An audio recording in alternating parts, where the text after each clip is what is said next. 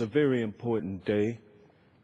Today, the House is debating on a continuing resolution and also an amendment to that resolution, which would authorize under Title 10, the expenditure of $500 million to train moderate Syrian opposition.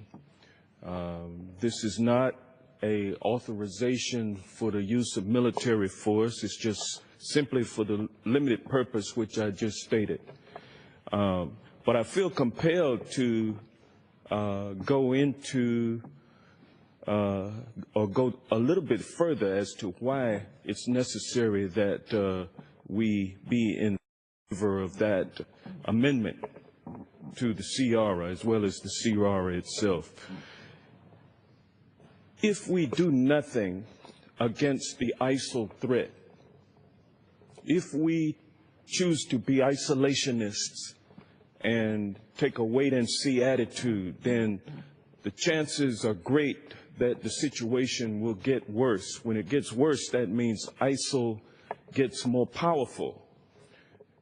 They have been on a run lately, and they have gotten more powerful. Now, I know people on the other side of the aisle will say that it's the president's fault that ISIL got this strong.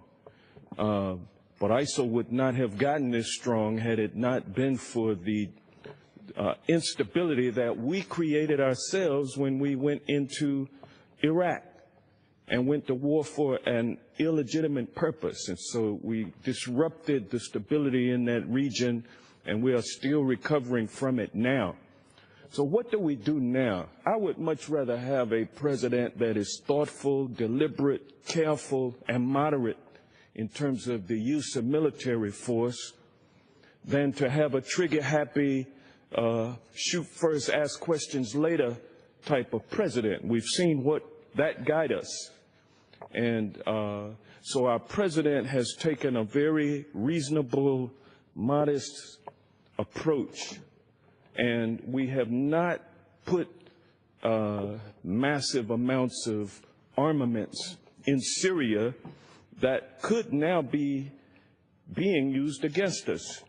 He was smart enough not to do that, but now we have the situation where, due to a number of forces outside of our control, ISIL has gotten bigger, more menacing, has gotten stronger, and it is a threat. It's a distant threat to our homeland, but it is a threat. So what do you do when the wolf is crying out, or actually barking out, saying that I'm coming to get you? What do you do? Could I get another minute? I yield another minute. 2 minutes. 1 minute. 1 minute. Okay. Gentleman is recognized for an additional minute. What do you do when the wolf is in front of the door? Do you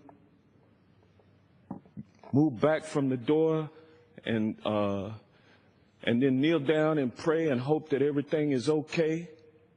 Or do you take some action? Now, in this kind of a situation, the wolf is not at the door yet, but the wolf is coming.